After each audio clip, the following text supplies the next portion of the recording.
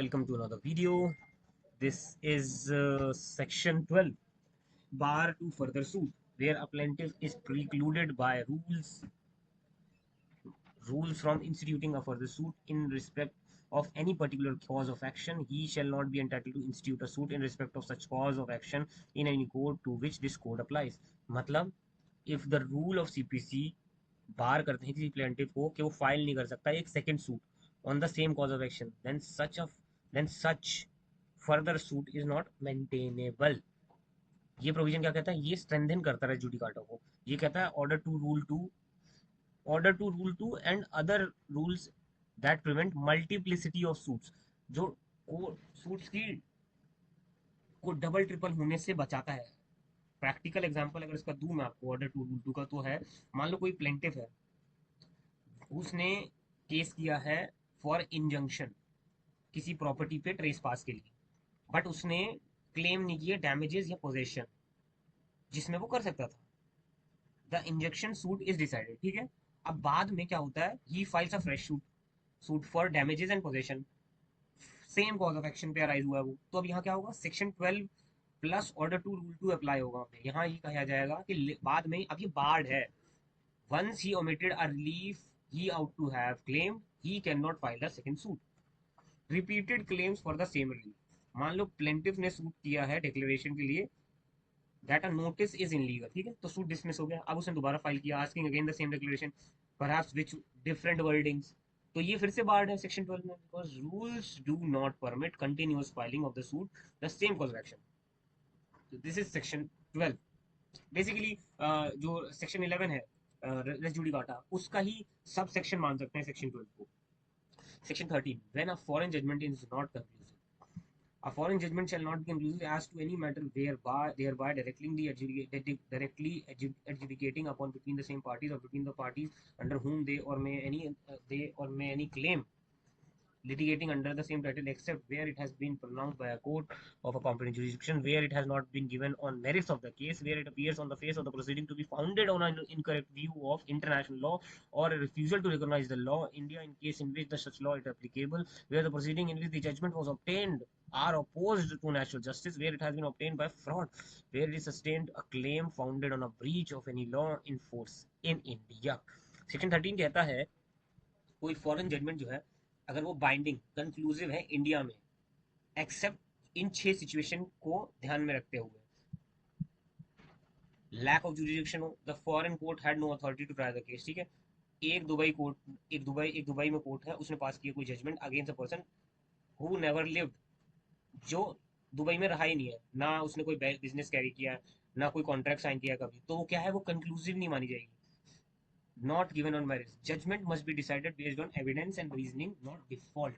For example, अगर एक US court पास करता है एक्स पार्टी डिग्री बिना देखे एविडेंस दूसरी पार्टी के, तो वो क्या है, नॉट, तो ये नॉट कंक्लूसिव जजमेंट आ जाएगी. इनकरेक्ट व्यू हो इंटरनेशनल लॉ का, refusal to recognize Indian law, मान लो कोई फॉरेन कोर्ट अप्लाई करता है रॉन्ग लीगल प्रिंसिपल्स या रिफ्यूज करता है अप्लाइंग बाइंडिंग इंडियन लॉज को, ठीक है. For example Indian marriage dispute हुआ बाय अ यूएस कोर्ट, तो उसने इग्नोर किया हिंदू मैरिज एक्ट को, तो क्या माना जाएगा, ये नॉट कंक्लूसिव मानी जाएगी. कॉन्ट्ररी टू नेचुरल जस्टिस हो, जजमेंट जो है वो इनवैलिड हो, ना प्रॉपर नोटिस दिया हो, ना फेयर हियरिंग हुई हो, बायस जज हो, कोर्ट समन करे, जो कोर्ट का समन हो वो सर्व ही ना हुआ हो डिफेंडेंट को, ना उसको चांस मिला हो केस प्रेजेंट करने के लिए, तो क्या माना जाएगा, जजमेंट सर कंक्लूसिव नहीं मानी जाएगी. Judgment obtained by fraud, any fraud किया कोई फ्रॉड हो गया हो, fact of jurisdiction invalidates foreign judgments, claim founded on breach of Indian law, if judgment support something illegal जो कि इंडिया में इलीगल हो, जैसे कि मैरिजुआना इंडिया में इलीगल है, बहुत सारी कंट्रीज में लीगल है, तो ये वॉइड मानी जाएगी. नरसिम्हा राव वर्सेस वेंकटा लक्ष्मी एक 1981 की जजमेंट है. इसमें क्या हुआ था, जो प्रिंसिपल थे, इसमें कहा था कि फॉरेन मैट्रिमोनियल डिग्री जो है it often not conclusive if under Indian personal laws only if both the parties submitted voluntarily to foreign court and the foreign court applies the correct matrimonial law, the judgment is binding. foreign matrimonial degree में degree वैसे भी conclusive नहीं है अगर वो Indian personal law के basis पे नहीं है, बट तब है वो बाइंडिंग अगर उसमें करेक्ट मैट्रिमोनियल लॉ एप्लीकेबल हो और दोनों पार्टी वॉलंटरीली सबमिट करें फॉरेन कोर्ट में. इसमें एक अल्कन इलेक्ट्रॉनिक्स की भी है, जो foreign judgments are generally enforceable if they do not fall under section 13 exception, जो कि 13 में एक्सेप्शन दे रखे हैं. सेक्शन 13 ये बता रहा है कि when foreign judgments not conclusive, कब नहीं मानी जाएंगी, तो हमें ये समझना होगा। और इसी में है section 14, presumptions as to foreign judgment. The court shall presume upon the production of any document purporting to be certified copy of a foreign judgment that such judgment was pronounced by a court of a complete jurisdiction unless the contrary appears on the record, but such presumptions may be displaced by proving want of justice jurisdiction. ये तो बता रहा है कि burden of proof जो है कि वो जजमेंट है, फॉरेन जजमेंट है, व्हेन अ पार्टी, कोई पार्टी ये बोले प्रोड्यूस करे सर्टिफाइड कॉपी किसी फॉरेन जजमेंट की किसी इंडियन कोर्ट में, तो इंडियन कोर्ट प्रिज्यूम करेगा फॉरेन कोर्ट को कि वो कॉम्पिटेंट जुरिस्डिक्शन में थे या नहीं, जो जजमेंट है वो वैलिडली पास हुई है कि नहीं। This only rebuttals the presumption mean that opposite party can disprove that showing that the foreign court lack jurisdiction, या वो कहें कि सेक्शन 13 ऑफ सीपीसी देखो एक्सेप्शंस में आती है ये। Why this section exist, because foreign judgment come from court outside India. Section 14 जो है वो बताता है कि उस पर रिलाई कैसे करना है, giving initial credibility, avoiding unnecessary proof of foreign laws and shifting burden of proof on challenging judgment practical. A person, मान लो अमित लेके आता है सर्टिफाइड कॉपी किसी डिवोर्स जजमेंट की यूके कोर्ट से, सेक्शन 14 यहाँ अप्लाई हुआ, तो इंडियन कोर्ट प्रिज्यूम करके कि यूके कोर्ट के पास जुरिस्डिक्शन था, बर्डन ऑफ शिफ्ट हो जाता है अपोजिट पार्टी यानी स्पाउस के पास कि वो प्रूव करे कि उनका जुरिस्डिक्शन नहीं था, मेरिट नहीं था, या वायलेशन ऑफ इंडियन लॉ है।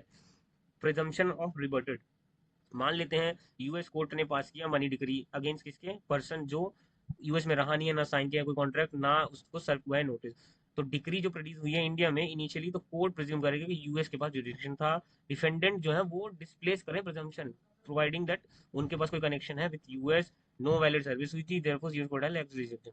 फॉरेन जजमेंट कंक्लूसिव नहीं है under section 13 A, why where it has been pronounced by a court of competent.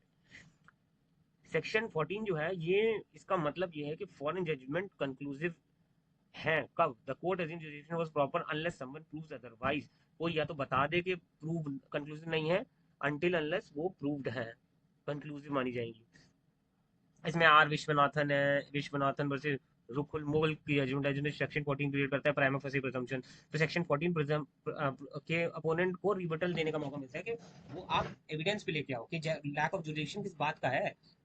International bull and mills versus standard bull UK की है, इसमें भी कहा था कि प्रिजम्पशन जो है वो अराइज होता है when judgment is proved as per the Indian evidence act, foreign judgments can still challenge under section 13। वही see if see section 10 to 14 जो है ये क्या है, ये एक कनेक्शन है बिटवीन 10 टू 14। सेक्शन 10 से अगर हम 14 की बात करें तो ये preventing multiplicity of litigation and ensuring finality of decision both Indian और फॉरेन लॉ। सेक्शन 10 कहता है stay of suit, preventing parallel proceeding, दो कोर्ट इंडिया में ट्राई कर रहे हैं सेम मैटर,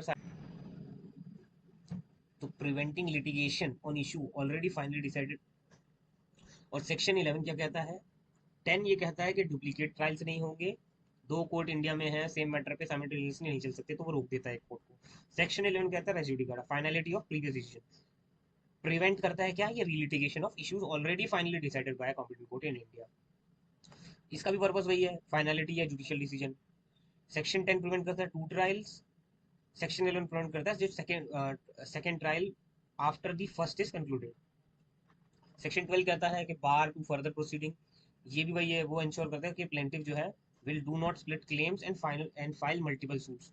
सेक्शन 11 प्रिवेंट करता है retrial of issue already decided, और सेक्शन 11 करता है ये, एंड सेक्शन 12 करता है prevent filing a fresh suit where the law prohibits multiple suits even if it's not yet decided. और वही 13 यहाँ क्या करता है, 13 गिव देता है conditional finality of foreign judgment. और वही 14 ये करता है कि है ये प्रूव करने में वो फॉरेन कोर्ट की जजमेंट को। तो सेक्शन 10 टू 14 जॉइंटली ऑपरेट करते हैं to prevent multiplicity of litigation, ये प्रोटेक्ट करता है finality of a decision. Section 10 stop करता है parallel trials of identical matters pending in India courts, जो इंडिया में पेंडिंग है।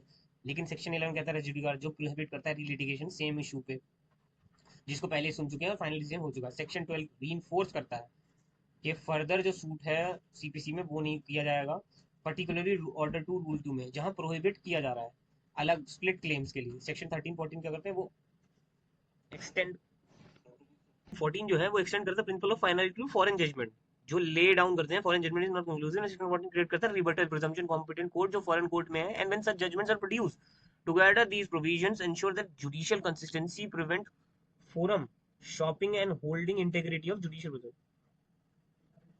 तो वैसे तो 13 14 अलग अलग है, लेकिन 10 से अगर माना जाएगा तो 10 11 12 तो कनेक्टेड है। So these are some sections. ये पहला पार्ट जो है हमारा यहाँ खत्म होता है। हमारा जो 9 से है, सूट इन जनरल पार्ट 1 जो है, jurisdiction of the court and res judicata, ये हमारा खत्म होता है। सेक्शन 9 से लेके 14 तक इसमें सेक्शंस हैं, वो मैं कवर कर चुका हूँ। And will start a new section, new heading, places of swing. ये 15 से लेके है आगे तक सेक्शंस तो इसमें 15 से, यस 15 से ये है 32 तक। So will meet in the next one. Thank you.